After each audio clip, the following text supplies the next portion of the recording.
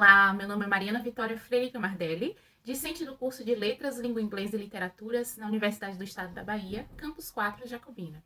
Eu sou uma mulher morena de pele clara, tenho os cabelos cacheados e pretos, mais ou menos na altura dos ombros. Estou usando um óculos de armação preta e também uma blusa azul marinho. O trabalho aqui apresentado é intitulado Acontecimentos no do Estágio de Formação de Professores de Língua Inglesa, Vozes, Corpos e Textos pela Comunicação Alternativa e Aumentativa. É um trabalho que foi realizado em coautoria e orientado pela professora doutora Juliana Cristina Salvadori, minha querida orientadora e também amiga, e pela professora mestra Criseide Miranda Freire, minha amiga, colega de grupo de pesquisa e também professora de estágio do curso de Letras Língua Portuguesa lá do Campus 4 também.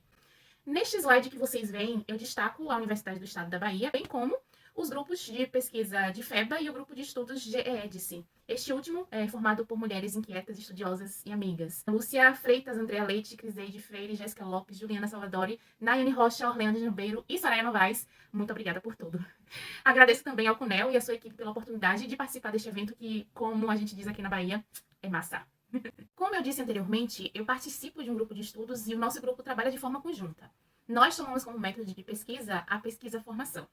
Em linhas gerais, a pesquisa-formação constitui uma abordagem investigativa, cujo propósito é expandir o processo de humanização através da análise crítica das práticas educacionais. Levando isso em consideração, o objetivo deste trabalho, como o próprio título já nos dá uma dica, é narrar os acontecimentos dos estágios curriculares supervisionados e como estes acontecimentos perpassam a minha formação docente, bem como o processo de aprendizagem dos estudantes. Obviamente, pensando na utilização da comunicação alternativa e aumentativa nestes processos. Bom, para uma melhor visualização deste trabalho, eu dividi o vídeo em 3 principais cenas. E esta é a cena número 1, denominada Itinerários Formativos de Língua Inglesa. O ano era 2020, o mundo sofria com a pandemia de Covid-19 e o nosso país estava sendo governado por um indivíduo negligente e irresponsável que não fazia questão nenhuma de cuidar de seu povo. Os dias passavam, pessoas morriam e todos aqueles que se mantinham minimamente informados surtavam. E eu era uma dessas pessoas. No entanto, ainda neste fatídico ano, nós, estudantes do curso de Letras, Língua Inglesa e Literaturas, tivemos a oportunidade de fazer parte de itinerários formativos. Para explicar a vocês resumidamente, os itinerários foram desenvolvidos pelos docentes do nosso curso e eram divididos em 4 módulos: Língua, Literatura, Linguística e Ensino. Os itinerários tinham como objetivo de trazer formação para nós, discentes, e também a comunidade externa, mas acabou sendo um alento naquele contexto caótico em que nós vivíamos. E foi exatamente nos itinerários formativos, especificamente no módulo de literatura, que eu conheci a comunicação alternativa e aumentativa. No slide, vocês veem um print das aulas realizadas no Google Meet e supervisionadas pela professora doutora Juliana Salvadori e pelo professor doutor José Carlos Félix. Do lado, nós temos um trecho de um dos produtos finais que realizamos. A tradução acessível, utilizando a comunicação alternativa e aumentativa, do poema Courage, da escritora estadunidense Anne Sexton. É importante lembrar que foi um trabalho feito em quarteto. Eu, Alexia, Soraya e Jéssica, além de ter tido suporte dos colegas e professores. E eu vou contar uma coisa a vocês. Eu sempre lembro com muito carinho deste trabalho. Se eu pudesse, eu falaria bastante sobre ele aqui e agora, mas como o tempo é curto, seguimos para os próximos slides. O espaço lúdico sensorial da nossa universidade foi o local que nós, eu juntamente com Soraya e Andrea, oferecemos o projeto de extensão Formação para Práticas e Recursos Inclusivos, Acessibilidade Curricular e Comunicativa em Pauta. Parte, do componente Estágio Curricular Supervisionado 2. O projeto ocorreu no segundo semestre de 2022 e foi aberto para toda a comunidade. Contou com a participação de estudantes, sejam eles de licenciatura ou bacharelado, professores de instituição de ensino superior, professores de educação básica, profissionais de apoio à inclusão educacional, mediadores, cuidadores, profissionais da área da saúde, familiares de pessoas com deficiência, etc. Porém, a cena que eu destaco aconteceu na aula 3 da oficina.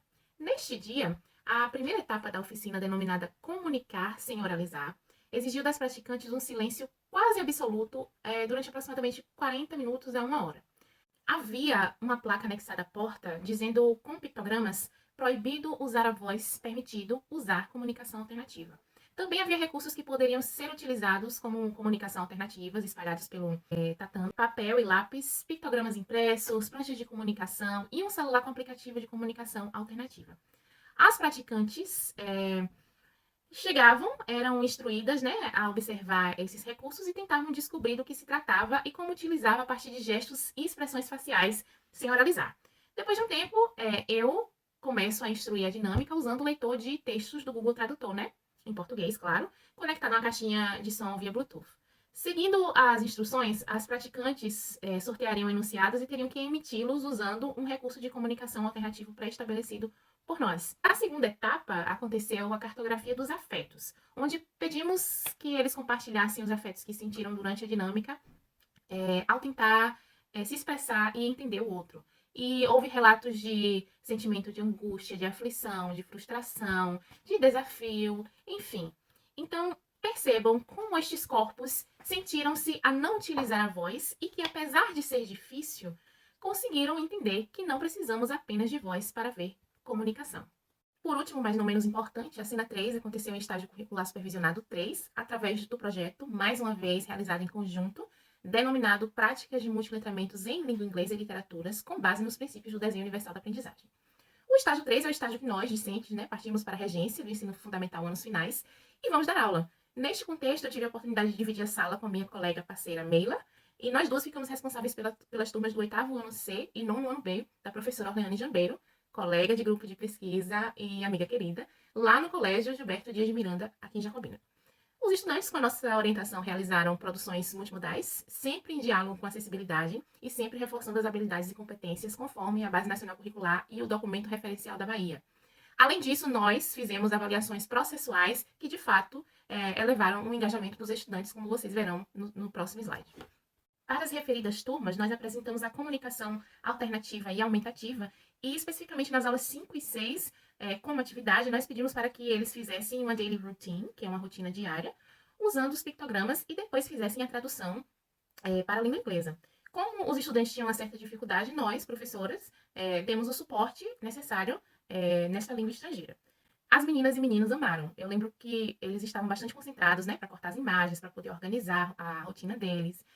Lembro também que tinha um estudante específico, que estava aguardando um amigo que estudava naquela turma, e ele perguntou, professoras, eu posso fazer também? E claro que a gente deixou, para a parte da tradução para a língua inglesa, nós auxiliamos. Íamos escrevendo as frases e pedindo para eles identificarem, conforme vocês conseguem ver neste quadro verde. No final, os resultados nos deixaram bastante orgulhosas do cuidado e da dedicação que os estudantes tiveram. Mais tarde, já no fechamento de cadernetas, eu lembro de um diálogo que eu tive com a Orleane sobre um estudante específico, que tinha tirado uma nota excelente em língua inglesa, porém nas outras disciplinas ele não foi tão legal assim.